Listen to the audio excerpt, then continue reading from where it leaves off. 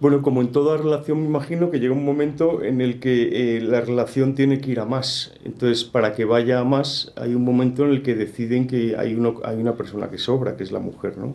Entonces, como esa persona sobra, esa mirada que hay en el cine cuando están viendo una película, que por cierto es de Chabrol, me parece que era El Carnicero, y que están enterrando un ataúd que parece que está montado de forma que parece que es que ya ha muerto. Anteriormente la mujer ha tenido un intento de suicidio, parece que están enterrando a la mujer, pero luego descubrimos que no, que están, que está en una sala de cine.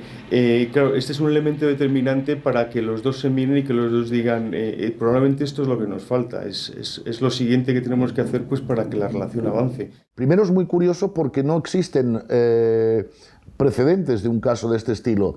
Es decir, existen muchos casos en los que es al revés, es decir, en los que es la mujer la que hace que su amante mate o bien busca a alguien para que mate al marido. De estos hay un montón.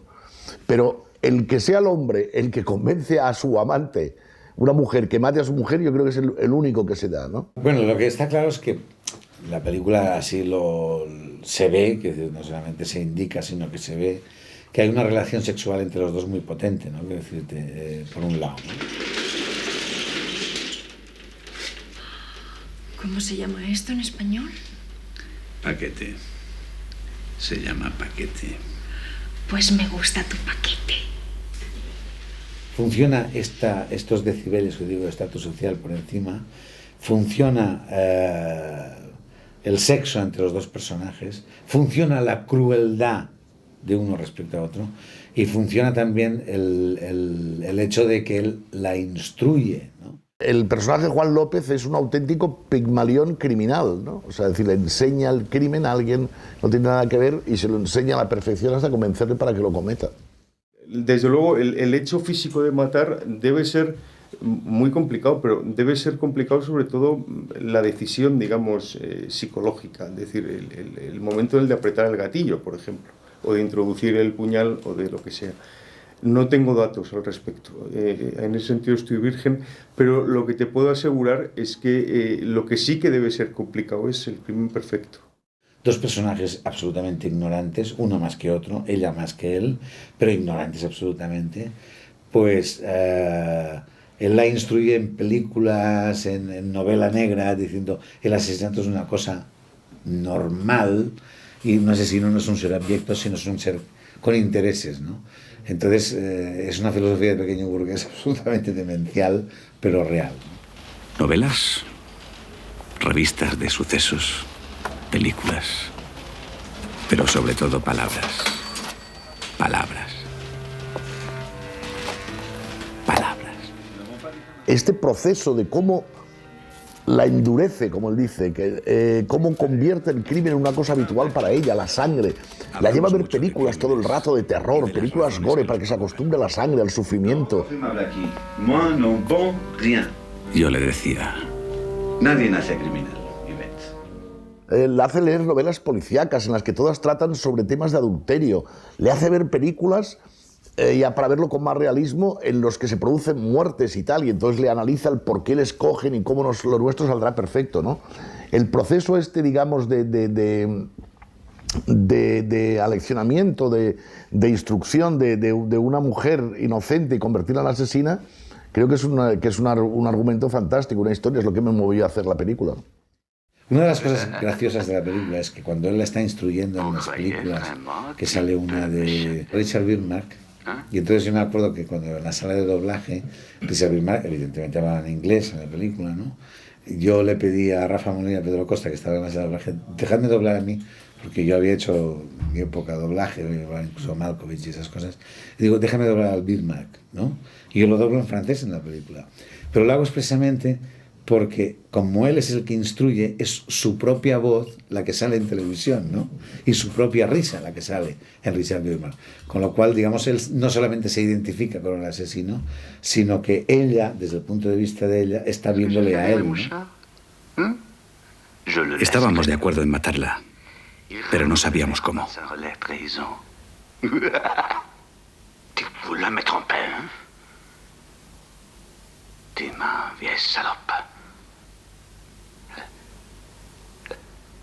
En segundo lugar, el tiempo, el lugar y el procedimiento deben ser conocidos de antemano por nosotros, los asesinos. Y lo tercero es la audacia. Sí, la audacia. Esa alusión que hay al crimen perfecto está sacada de una novela de James Cain, que no recuerdo muy bien cuál era, pero es esta que dice que el crimen perfecto se consigue primero tienes que decidir el sitio y la hora, que de alguna forma no deja de ser muy cinematográfico, porque el cine es espacio y tiempo, ¿no? Otra, te hace falta el cómplice, es decir, el actor. Y luego la tercera cosa que te hace falta es algo que solamente los profesionales conocen, que es la audacia. Hasta para matar tienes que ser audaz. ¿Qué es lo que pasa? Estos dos, ninguno tenía la audacia. No se entiende bien es cómo debía ser un hombre bastante espabilado, y la chapuza que monta, o sea, porque entre otras cosas ya no es que la otra fracase, que da la casualidad por el cloroformo, sino que es la chapuza que monta porque el mismo día del crimen le hizo un seguro de vida a la mujer, y claro, esto no se lo hubiera creído nadie, la casualidad esta. O sea, es todo de una insensatez absoluta, es decir, o sea, vamos a tener ideas ¿de dónde? De la literatura y del cine. De acuerdo que ahí están, pero es un momento también de los personajes en los que no saben de dónde sacar ideas, es decir, que nos las den las ideas y a partir de nosotros diremos las buenas. Ella planea una serie de sus lecturas, dice, pues la metemos en una bañera, la cortamos las venas, no demasiada sangre para los niños, algo más. Lo haremos durmiéndola y tirándola por una escalera, como en la película que han visto en televisión.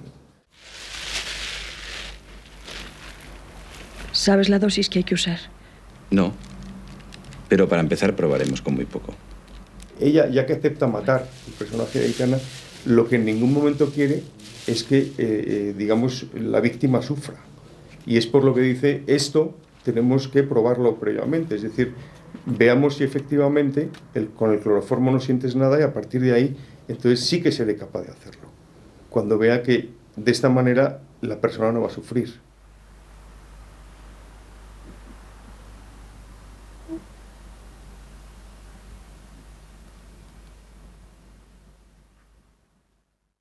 Antonio Muñoz es un tipo, como ya hemos contado, que trabaja en esta fábrica, que lleva la dirección de personal y contrata a las operarias para la fábrica. Entonces, dentro de estas posibilidades que tiene, el tío elige las que le parecen que tienen más posibilidades o que tienen un determinado morbo hacia ellas.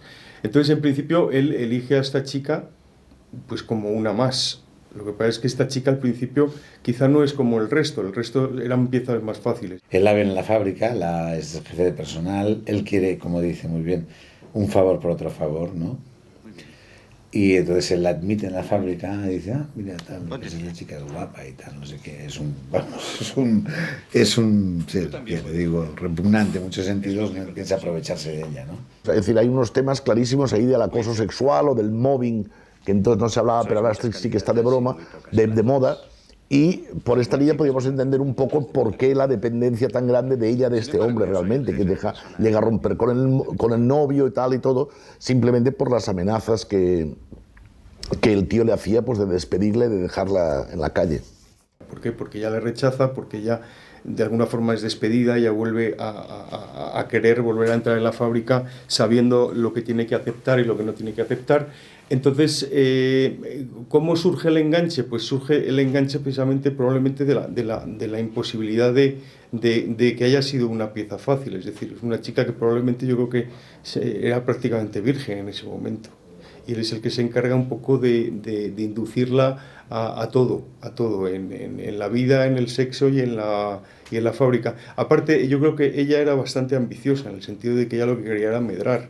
En ese momento yo creo que hay una escena que es definitiva, que él está por la fábrica de muñecas pegando bocinazos a todo el mundo, en francés salta como si fuera el Harrison Ford, las cintas de muñecas, entra en el vestuario de chicas, da un portazo y dice, tout le monde au boulot, todo el mundo al trabajo, y entonces se va a ella y dice, pas vous Romero, tú no Romero, y la enclasta contra los armarios, le dice, me pones cachondo, no sé qué. Yo creo que ahí está muy claro que la relación de él es tremendamente sexual, ¿no? Respecto a ella, ¿no?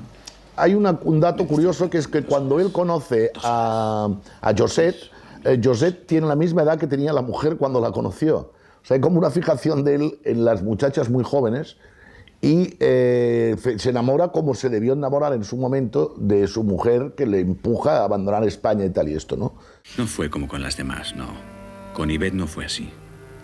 Me gustaba en la cama y fuera de la cama. Por eso la obligué a dejar a su novio, para verla todos los días. Entonces, claro, a partir de ahí yo creo que viene lo que se puede entender como el Sin darme cuenta me fui enamorando como un gilipollas. Ante la imposibilidad de ser una pieza fácil. Elementos, si quieres, muy machistas, por otra parte, ¿no? Entonces, a partir de ahí viene el enganche sexual entre estos dos personajes. O sea, eran como, estaban hechos el uno para el otro en ese sentido. Él siempre ejerciendo como de maestro, como de anfitrión, de maestro y de profesor, no solamente en el sexo, sino también en la iniciación, en las lecturas y en... Esa quizás sea la parte positiva, que por lo menos la hizo leer a ella, ¿no? Y diré, él debía sentir una pasión impresionante por la muchacha esta, por Josette, para llegar a los extremos a los que llegó. Yo no estoy muy seguro que él no la quisiera. Yo creo que sí, que llega un momento en el que está enloquecido con ella, porque ella además es muy bárbara en las escenas de amor. Es una tipa muy fogosa, es una tipa muy joven, muy atractiva, muy dada a todo este tipo de historias. Lo que pasa es que es una tipa que luego se demuestra que es una mujer cobarde. Y es por lo que dice, esto tenemos que probarlo previamente, es decir, veamos si efectivamente con el cloroformo no sientes nada y a partir de ahí, entonces sí que seré capaz de hacerlo. Cuando vea que de esta manera la persona no va a sufrir. Entonces a partir de ahí es donde deciden irse a Barcelona porque era más fácil comprar el cloroformo para no dejar rastros y tal, y en ese hotel deciden probarlo, haciendo este tipo todos los disparates que se le ocurren en ese momento, pero disparates auténticamente de loco.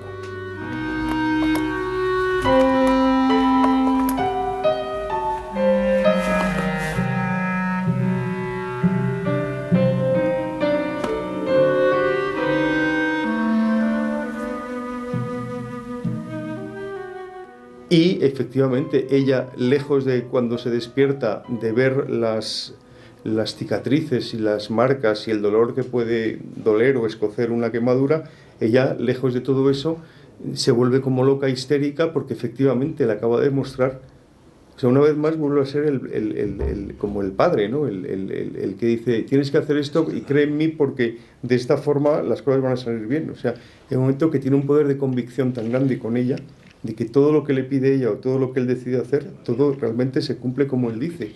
Eso a él le alimenta el ego y a ella le da una seguridad absoluta de que está con un hombre que realmente sabe lo que hace. Incluso las cita sexualmente y tienen esa especie de encuentros, abrazos y esos besos absolutamente enfermos, pero ya por parte de los dos. O sea, yo creo que él logra incluso trastornarla a ella. El crimen de Perpiñán viene de unos materiales que yo tenía de mi época de escritor en el caso, de periodista en el caso. Ocurrió en la época esta que yo estaba trabajando allí, el año 70-71, y tuve que escribir de él, no directamente, yo no fui allí, fue el corresponsal en Barcelona, Mariano Boix, el que escribía, pero sí a raíz de que Juan López huyó de la cárcel, tuve que escribir yo pues 2 o 3 números sobre ello y era un tema que conocía bien. No hay mucha repercusión, o sea, es un caso que no tuvo ninguna repercusión, no aparece en ningún sitio, en libros, ni se ha comentado más que en el momento que ocurrió, entre otras cosas, pues porque no había crimen, porque no hubo crimen, fue un crimen fallido, pero vamos, suficiente quizás en los que los preparativos del crimen son impresionantes, o sea, mucho más que en ningún otro de los capítulos, quizá, ¿no? El personaje, no sé si se puede decir, pero se llamaba Juan López, y su mujer también se apellidaba López, los auténticos, para entendernos. Que de ahí viene el guiño de Antonio Muñoz, que era, efectivamente, digamos que emigraron a Barcelona, a Barcelona y de Barcelona a Perpiñán. Bueno, no es que emigraron a Barcelona, la mujer me parece que era andaluza y emigró a Barcelona. Ahí conoce al personaje de Antonio Muñoz y a partir de ahí se van a Perpiñán. Juan López nace en Barcelona, cuando tiene 22 años conoce a una chica que tiene 15, jovencísima, entonces los padres de ella no quieren saber nada de la relación esta, un tipo de 22 años con su hija de 15, una niña casi, entonces coge el tío y se la lleva fuera de España, entonces se van a Francia, se van a Perpiñán, y allí el tío pues empieza a ganarse la vida con una dureza tremenda como la mayor parte de españoles que llegaban allí. Entonces incluso son bastante sensatos, no tienen hijos, esperan a tener un poco asentado la situación allí, viven con los otros emigrantes y tal, hasta que entonces cuando llevan 4 años allí tienen el primer hijo, ¿no? El caso real yo lo había leído en El Caso y en periódicos y eso, pero que yo me guío un poco por lo que el guión indicaba, ¿no? El guión es de Pérez Merinero y de Pedro Costa mismo. Y curiosamente de Pérez Merinero he hecho varias películas diferentes que ya me lo conozco como se lo hubiera parido, quiero decir, porque él es un personaje que crea, digamos, unos personajes que son muy, muy fuertes y muy primarios, ¿no? De alguna manera. Y me dejé guiar por el guión. Es decir, el asesino auténtico o inductor de asesinato no lo conozco, evidentemente, pero el del personaje del guión es un ser absolutamente abyecto y sin redención. ¿A quién se le ocurría venir a Francia sin papeles, sin contrato de trabajo, sin nada? Desde luego. Era dar constancia de una etapa que eran los años 70, porque no nos había tocado, la emigración, que fue fundamental en la historia de este país, la afluencia masiva de trabajadores españoles, Alemania, Francia, en fin, a toda Europa. Estaba reflejado por parte de ella en la chica Josette, el personaje de Aitana Sánchez Gijón, es una chica que viene de Argelia, es nacida en Argelia, pero es hija de españoles, porque emigrantes en Argelia que tienen que abandonar con la revolución argelina. Este tipo efectivamente trabajaba en una fábrica de muñecas, pero lo curioso de este personaje es que era un tío que su vida, toda su vida, yo creo que estuvo siempre rodeado de mujeres. Es decir, las mujeres que giraban en torno suyo eran por una parte su madre, que la tenía en una residencia en Barcelona, por otra parte su mujer y por otra parte las amantes que tenía en la fábrica de muñecas. Pero es que además todas las empleadas de la fábrica de muñecas todas eran mujeres. ¿Y qué se hacían allí? Muñecas y no muñecos. O sea, es decir, es como la presencia femenina entró en su vida, la ocupó y a partir de ahí es que era incapaz ya de desprenderse de ella, ¿no? Y sobre todo estaba por encima de ello el que como trama me parecía apasionante. La historia esta de construir un personaje con el cinismo de este Juan López, que es que parece un personaje estos de Jim Thompson, ¿no? O sea, esta frialdad, está de alguna forma construido así en primera persona todavía, que aumenta más el cinismo de él. Luego la extraordinaria Aitana Sánchez Gijón, que es tan angelical y tan buena persona y tal, pero que como el proceso este la endurece hasta llegarla a convertir en una asesina frustrada, pero asesina. Es un sádico, un machista, bueno, yo creo que no tiene salvación de ninguna especie. Y así lo hicimos cuando lo rodamos, ¿no? Es decir, siempre dando esta especie de mezcla que tiene este personaje para seducir a la chica jovencita, que evidentemente es una trepa y una ambiciosa. Él es una persona que ha llegado a jefe de personal inmigrante en un país extranjero como Francia. Son esos pequeños burgueses un poco de esa moral relajada, un poco y un poco sorprendente también su manera de actuar. Ejercía mucho lo del derecho de pernada con todas las chicas que había allí obreras que le gustaban lógicamente y que le apetecían, y a todas le solía hacer fotos pues con muñecas, como mezclaba ahí una historia rara, como por una parte buscar el morbo de la sexualidad y de la mujer, pero que también estuviera como con la muñeca como disculpa, como si estuviera promocionando algo. Cuando el tío se marcha a Barcelona, que el crimen es entre un viernes y un sábado, el tío por la mañana lleva a la mujer a la compañía de seguros donde tenían un seguro de vida, hace aumentar la cantidad de 5.000 francos de indemnización a 50.000 francos y el doble en caso de accidente. Claro, curiosamente después la mujer tenía que haber muerto de un accidente cayendo la escalera, claro. Nadie hubiera creído la historia esta, o sea, imagino que no habría tardado nada en hacerlo. Y luego la responsabilidad de esta muchacha, una muchacha de buen corazón, una muchacha normal, en la que ya la vez que ella intenta suicidarse la salva ella, que es tremendo. Y luego cuando la mujer está mal y no puede atender a los hijos, ella atiende a la mujer enferma, ¿no? El juicio fue muy rápido porque esto, la historia se conocieron en el año 1969, y durante 2 años estuvieron de amantes, y hasta que planearon el crimen el 30 de abril del año 71. que esto es muy importante. Se cometió en el año 71. De hecho, cuando ellos van a ver el cine, van a ver El conformista de Bernardo Bertolucci, es una película del 70. Y está puesta a posta para marcar, los cinéfilos y tal, para marcar la época exacta en la que ocurría aquello, ¿no? Año 71, el 30 de abril. El caso fue muy rápido, porque es que el mismo 30 de abril al amanecer ya la policía ya tenía la confesión del personaje de Aitana. Ya había contado absolutamente todo. Era tan fácil como coger a este hombre, Antonio Muñoz, llevarle a la comisaría y como está en la película. Exacto. Il s'agit de la versión de Romero. Pero evidentemente yo supongo que el personaje real tendría, como todas las personas humanas, tendría, digamos, una redención superior. En el caso del guión, no. El guión era sin redención absoluta, salvo lo que he dicho, la ignorancia, ¿no? Pero, vamos, a él no lo he conocido, ni a ella tampoco, y espero que no se lo tomen a mal, quiero decirte, porque si su caso tenía alguna redención, también es una ejemplarización, ¿no?, del mundo, ¿no? A él se le condenó a 10 años y a ella de reclusión y a ella a 5. Yo cuando tuve los papeles de cómo fue el crimen y tal, bueno, pues localizando, pues fuimos a Perpiñán realmente, a ver dónde vivía este hombre, la casa de este tipo cómo era. Y era una pequeña casita, una especie de adosado, de casitas adosadas de esas inglesas, pero muchísimo más pequeñas, de 2 plantas, y llegué a ver por fuera exactamente cómo era la casa de esta familia, una casa bastante pequeña, y el garaje, de hecho, me parece que no tenía garaje, el coche lo dejaba en la casa, o sea que algo hubo que reinventar. Tuvimos que también subir un poco más de categoría social a la familia, porque eran más niños, eran más... y él vestirle con mejores ropas, bueno, esto es algo también muy cinematográfico, ¿no? Pero para hacer que pertenecía ya, él sobre todo quería pertenecer a esta pequeña burguesía, ¿no?, que era el quiero y no puedo de la época. Y sí, el que se escapó de la cárcel, que esto no está claro en la película, es muy curiosa la evasión de la cárcel, porque la cárcel de Perpiñán tampoco debía tener mucha seguridad, pero se escapan 4 tíos de la cárcel y él se escapa con un personaje que luego sería muy conocido, que es un muchacho catalán, Oriol Soler Sugrañes, que era un anarquista catalán del grupo de los 1000, el Movimiento Ibérico de Liberación, el grupo en el que estaba Salvador Puig Antich, que le mataron en el año 73, y entonces este Oriol Soler Sugrañes, que lo habían detenido en Francia, pues por tenencia de armas o así, estuvo muy poco tiempo y en la cárcel, se escapó, que aparece con él en las fotografías cuando les encuentran, porque Juan López va avergonzado, cabizbajo, y el otro está encantado, el Oriol Soler gritando, hacerme más fotos, sacarme en los periódicos.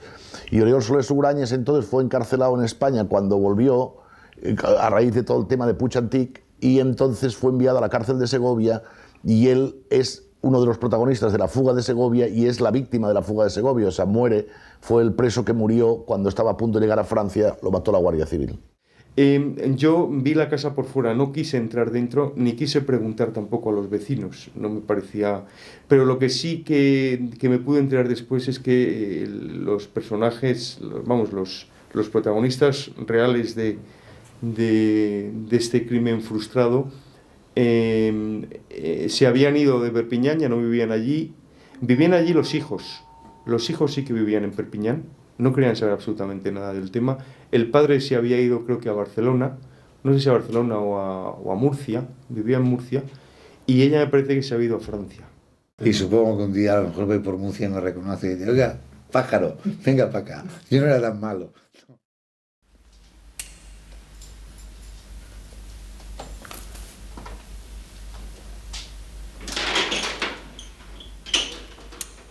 Esto es un elemento absolutamente psicológico, o sea, saber que el tío llega y además es un poco, también es la visión esta del señor feudal, ¿no?, que cierra el castillo de su casa. Es decir, es aquello de que ya cierro la puerta y aquí ya no se mueve nadie. Y yo soy el que tiene la potestad de que la gente pueda entrar y salir de aquí, ¿no? Es absolutamente atemorizador, sí. Y bueno, es el signo evidente de que ha llegado él a casa, con lo cual todo el mundo reacciona de una forma curiosa, de alguna manera, ¿sí? Esto me rodeado de mujeres, de alguna manera, como casi todo el mundo que Rafa Monleón describe, porque en todas sus películas un poco pasa algo parecido, ¿no? Pero quiero decirte, él es el dominante un poco, a diferencia de otras películas, como te digo, que esta de Mirada Líquida a la inversa. En ese sentido, él es el dominante, él es el que domina a las chicas de la fábrica, que es una fábrica de muñecas, con lo cual las chicas son muñecas. Él es un hombre que en un momento determinado dice, yo soy alguien, ¿no? Que es una frase tremenda, ¿no? Yo soy alguien, ¿no? Te digo yo que soy alguien. O esas manías particulares de decir, no te hagas ilusiones. Yo creo una de las escenas más crueles de la película, no más sádicas, porque hay otras mucho más sádicas, pero más crueles es cuando él está hablando con su mujer. En la cama, él está en la cama y la mujer está llorando y él se está vistiendo y le dice, con lo limpia que eras antes, mírate al espejo que eres fea.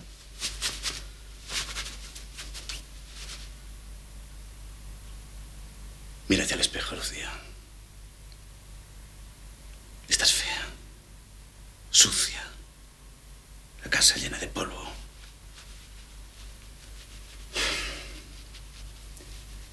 Con lo limpia que eras.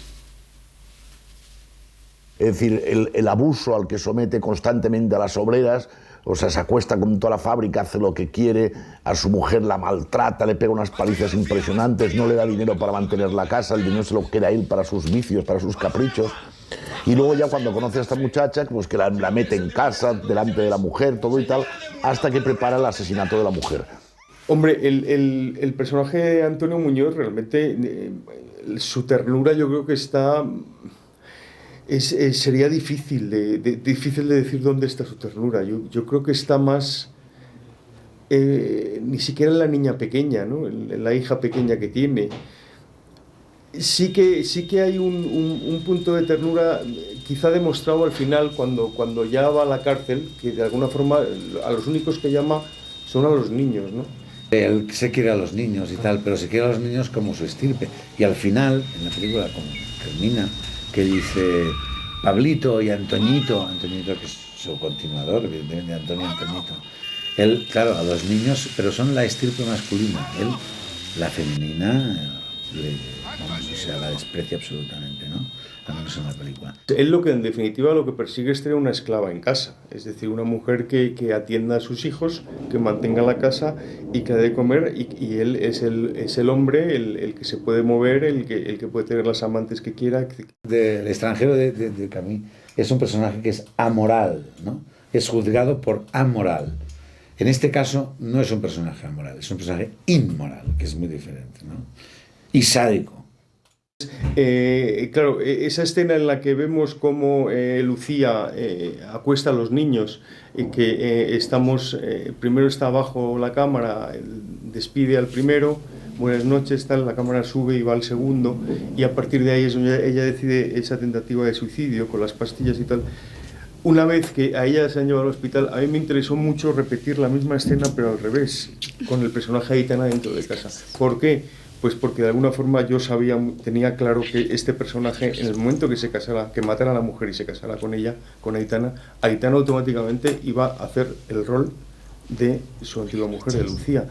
Dejaría ya de ser la amante estupenda, la amante con la que podía salir, entrar y disfrutar de la vida, y pasaría a ser la mujer, para entendernos, o sea, el ama de casa, la de cuidar a los niños y tal. Entonces, digamos, inconscientemente eso lo ejercita el personaje de Aitana, ¿no? Besando a los niños de idéntica manera y acostándoles como lo había hecho el personaje de Lucía. Eso sí, los niños con su madre tienen una actitud, con la amante está claro que tienen otra, una actitud ya más de desconfianza, de decir, ¿y esta quién es y por qué esta me está costando, ¿no?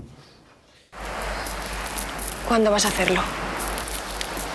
Yo no puedo hacerlo. Hombre, yo creo que este tipo de personaje, Antonio Muñoz, es un tipo que se reinventa su vida. O sea, es uno más de esos personajes que tienen que reinventarse su propia existencia para sentirse algo. Mata a mi mujer y me casaré contigo. Entonces, a partir de ahí el tío tiene una capacidad de autovalorarse excesiva, diría yo. Entonces, parece que le está diciendo en la escena del mar, si la matas, me casaré contigo, como si fuera el mayor obsequio que podría hacer a a esta pobre chica, que en el fondo era una pobre chica de provincias, ignorante, y todo esto. Entonces, es como decirle, no solamente mátala, me casaré contigo, es decir, es como obtener el gran premio. La primera parte fue un poco las personas, pues está Bardem, es decir, está Pedro Lea, que era compañero mío de la escuela, Crillon Fons, que también era de la escuela.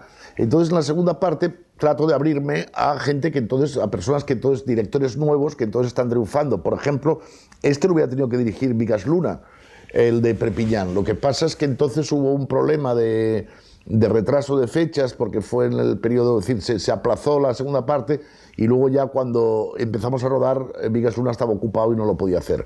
Entonces yo acababa de ver una película que me gustó mucho, mucho, de Rafa Moleón, que era su primera película, Baton Rouge. Me pareció extraordinaria la película y sobre todo su trabajo, más su trabajo que el guión, porque el guión le vería bastantes pegas, o sea, un exceso de sorpresas, etcétera, pero la realización me gustó muchísimo. Y entonces, pues nada, hablé con él y era un poco como la savia nueva. Y de hecho es decir, es una película que tiene un estilo bastante distinto a los de la primera parte y tal. Y pues fue un encuentro pues estupendo. Me gusta muchísimo a mí la película, creo que hizo un trabajo pues de los mejores de su carrera. ¿Sí? Por lo que más me enganchó este guión del crimen de Perpiñán era sobre todo porque en sí mismo era una rareza dentro de lo que era la serie. ¿Por qué? Pues porque no había crimen. Entonces yo creo que es el único de toda la colección en donde realmente el crimen no existe. Hay una tentativa de crimen. Lo que pasa es que para mí el intentarlo, el intentar matar ya es una forma de ser criminal.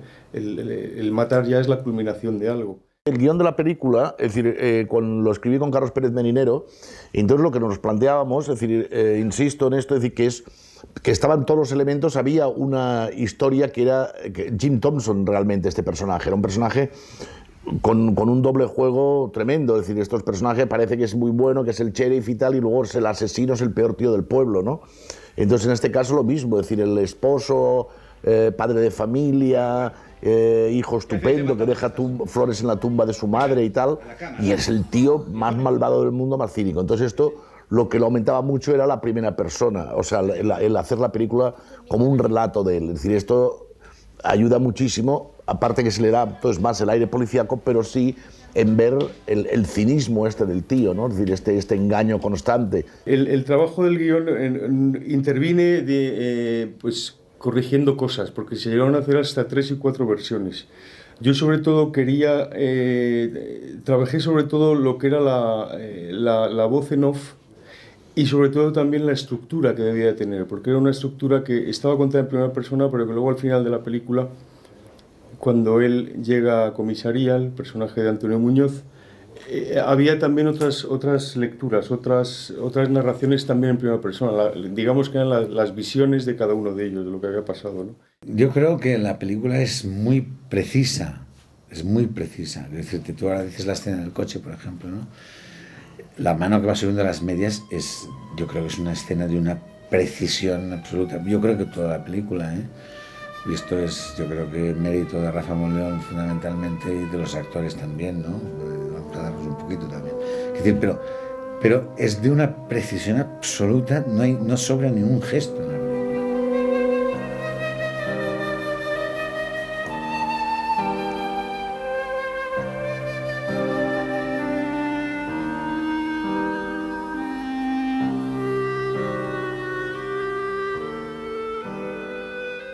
¿Te fijas cuando, por ejemplo, le llaman por teléfono a él, que la otra dice, vengo al garaje, él contesta, la mujer está dormida, cuando él dice, ven, la mujer abre los ojos. Es de una precisión absoluta la película, o sea, no sobra ni falta un gesto en la película. Y esto creo que está hecho expresamente en las 4 o 5 semanas que se rueda una película. Yo creo que es un mérito tremendo. Bueno, a mí otra de las cosas que tenía el guión que me interesó mucho, era el cómo estaba contada, es decir, la historia, la narración de la propia historia. Es decir, empieza un tipo en plena coartada, digamos, volviendo en un viaje en el tiempo, ¿no? Entonces, en coche. Entonces, este viaje en el tiempo, de alguna forma, que es muy recurrente en el cine y que yo lo he utilizado incluso en otras películas mías, es el tiempo perfecto, digamos, para recordar. Es decir, tú solo en un coche conduciendo, camino de un sitio. Esas 2 horas de viaje, digamos que son las 2 horas de la duración de la película. Y narrativamente te da infinitas posibilidades a la hora de trabajar la imagen, ¿no? Esto por un lado era muy interesante, pero luego también era muy interesante que llegado el momento cuando él efectivamente ya llega desde Barcelona a Perpiñán pensando en que ya el crimen se ha hecho, porque él desde luego no es el brazo ejecutor, es la cabeza pensante, pero en ningún momento hasta ese punto llegaba su cobardía. Para tener la coartada tenía que estar en Barcelona y su cinismo. Entonces, el momento que llega ya a la casa, habría sido muy sencillo que, digamos, que de ahí todo fuera linealmente.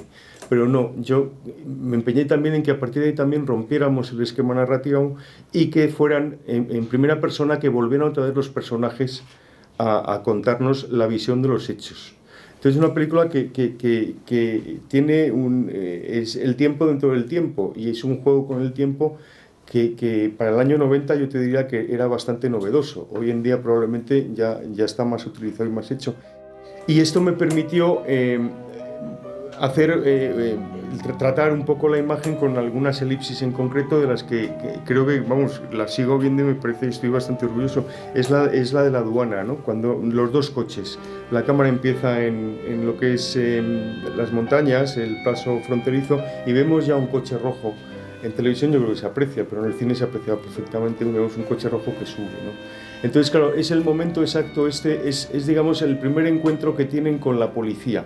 Es decir, el personaje de Juanjo, que vuelve en tiempo real desde Barcelona y pasa a la aduana, contacto con la policía, y cuando él ya se ha ido, es el personaje de Juanjo con Aitana dentro de la narración, es decir, del flashback de lo que ocurrió en el pasado, cuando se van a Barcelona a probar el cloroformo, ¿no? Entonces, esto la verdad es que parece mentira, pero costó bastante, ¿no? Porque está hecho solo en un solo plano. En tiempo real había que coordinar los 2 coches, había que poner 2 coches reales. El Juanjo en primer término es Juanjo, el del fondo lógicamente es un doble. Aitana salía, luego hubo que doblar, pero yo creo que es una elipsis muy bonita, son esas elipsis, a mí siempre me ha gustado mucho en el cine, en el caso hipotético de hacer elipsis, que sean en el mismo plano. O sea, esto yo creo que yo lo aprendí de Bertolucci, ¿no? Que es un maestro en esto. O sea, no que haya corte, bueno, en el momento que hay corte, la verdad es que sí que hay elipsis, o que haya truco de fundidos encadenados, o sea, que el mismo plano hay una maravillosa en Novecento, que es la del túnel, ¿no? Los chavales que se van a la guerra y se meten en el túnel, y cuando el tren sale del túnel, son los chavales que vuelven vestidos de militares y vuelven de la guerra. Quería también que los 3 personajes, de alguna forma, aunque la empieza a narrar la película en primera persona, Juanjo Puigcorbé, al final de la película, digamos que la última vez que los personajes están en pantalla los congelo. Sale primero Aitana congelada en la comisaría despidiéndose, sale luego Laura con los niños, también la imagen familiar congelada, y luego la congelación final. Porque no es que la palabra congelada quiera decir que es que se quedan fríos los 3 personajes, pero en este caso además es que se quedan helados. Porque es como Antonionis, la incomunicación de los presos. A partir de ahí ya esta gente no se va a volver en la vida, cada uno va a llevar por unos derroteros. Después, digamos, la iconografía de la película tiene este punto de los años 60 que es horripilante, para mi entender y gusto, ¿no? Con ese pelo encima de la oreja. Esa cosa que yo, ahora viendo la película, siempre intentaba hacer así, aparte del pelo de la cara, ¿no? Pero que cuando estábamos rodando, siempre la peluquera me ponía el pelo por delante, porque era esa especie de feísmo de los años 60, que además es horrible y que va muy bien para la historia, ¿no? Para contar de alguna manera que el feísmo casi formaba parte de la ética también de esa época, ¿no?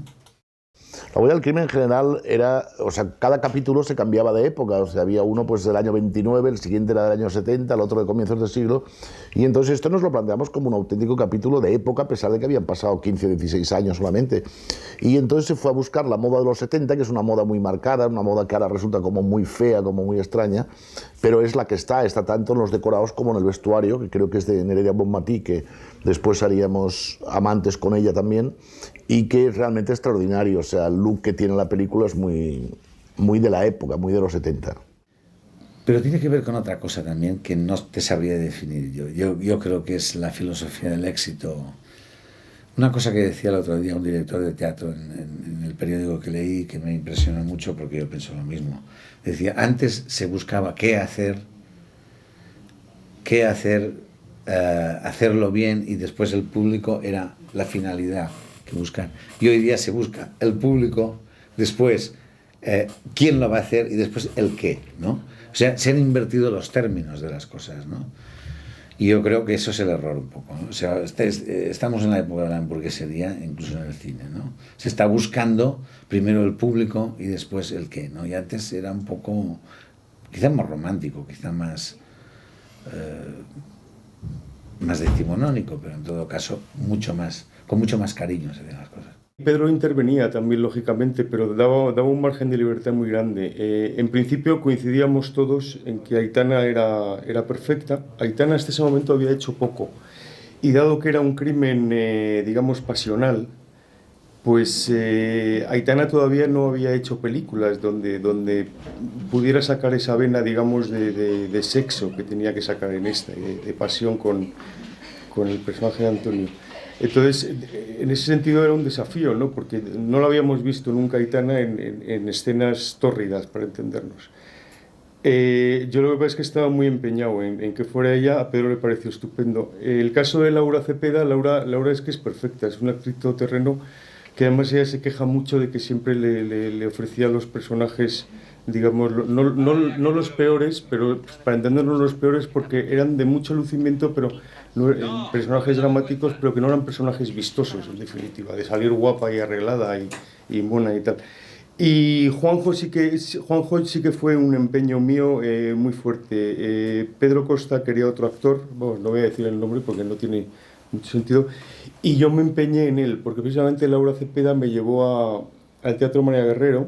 Juanjo en ese momento estaba haciendo una obra de teatro, Frank Quinto. Bueno, pues me llevó al teatro, entre otras cosas, para que viera a Juanjo, ¿no? Pues decía, siempre hablo de él, que era un buenísimo actor. Y efectivamente, yo le vi en Frank Quinto y fue ya reafirmarme en lo que pensaba.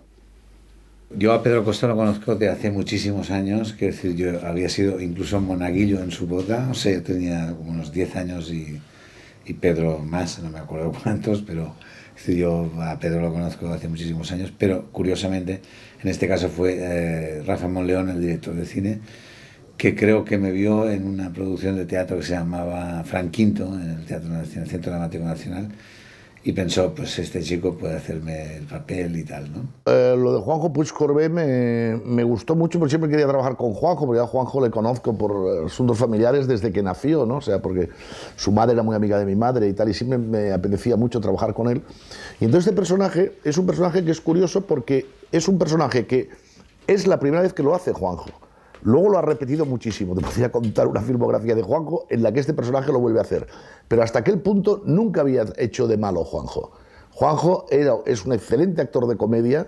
Acababa de trabajar de aquello Por delante y por detrás en Barcelona. Y había hecho las películas de Belmont, todo aquello de La Quinta del Porro y tal, y la orgía. Y siempre estaba en el tono de comedia. Es un excelente actor de comedia.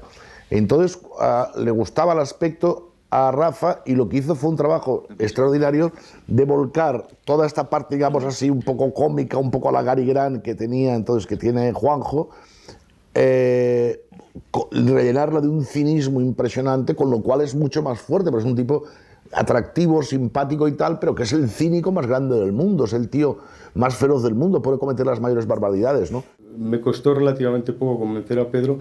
Pedro no se atrevía con él porque tampoco Juanjo había hecho personajes, digamos, de asesino. Juanjo hasta ese momento había hecho mucha película o comedia, o personajes para series de televisión, pues como, pues no sé, me parece que así, como personajes ilustres del siglo XVIII, del XIX, o sea, personajes de época, ¿no?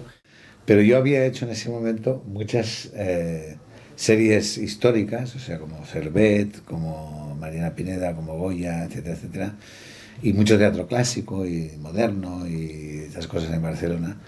Y entonces, bueno, pues digamos tenía, para entendernos popularmente, otro registro que no tenía nada que ver, ¿no? Y también La huella representó un poco para mí un cambio, que dije, bueno, este chico también puede hacer de asesinos abyectos, ¿no? Como si los actores lo pudieran hacer una cosa, pero bueno, el actor precisamente es la capacidad de transformarse, ¿no? Laura Cepeda está estupenda en la película, era la primera posibilidad, primera vez que yo la veía en un personaje así de una entidad grande. Era la mujer de Rafael Monleón, era la esposa en aquellos momentos de Rafael Monleón, y hizo de sufrida esposa la película, era atormentada y tal, que realmente está muy bien, es un trabajo muy generoso el de ella y tal, en la medida en que es la gris delante del triángulo aquel que se establece, ¿no? Aitana, yo creo que es la primera, si no recuerdo mal, la primera película así importante en televisión que hizo. Yo creo que la gente descubrió que ella era una gran actriz. En mí descubrió la posibilidad de hacer otras cosas que personajes históricos. Y Laura Cepeda, que era la menos conocida, yo creo que es una actriz estupenda, que ahora es directora de casting, pero que sigue siendo una actriz estupenda. Todo lo que ha hecho está francamente muy bien, ¿no? Después hay colaboraciones como Nacho Martínez, como eso. La película, como veis, está rodada medio en francés, medio en castellano, ¿no? Que también es yo creo que es un puntazo de la película, ¿no? El personaje de Aitana, en un primer momento pensábamos en Aitana, entonces ya había tenido creo que algún éxito grande, y nos empeñamos en una muchacha quizá más nueva, más joven y tal. Entonces recuerdo que hicimos casting en Barcelona y mi favorita era una actriz desconocida totalmente, Ariadna Gil. Lo que pasa es que entonces Rafa finalmente se optó por una actriz más conocida, más de tal, y entonces se lo dimos a Aitana, ¿no?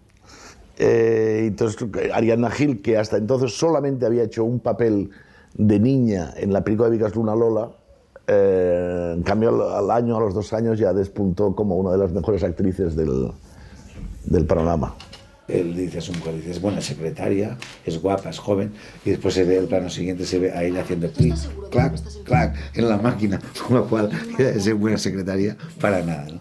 Pues hay cosas, bromas que hacíamos un poco también en la película, que es, por ejemplo, cuando la madre o sea, su suegra, le invita a casa, que le va tocando la mano, es decir, que la suegra está encantada con que su hija se case con una persona que todavía tiene mujer, ¿no? O que salga con una persona que todavía tiene mujer, pero que es eso, que es jefe personal, ¿no? Y la madre también se ve que es una ambiciosa absoluta, ¿no?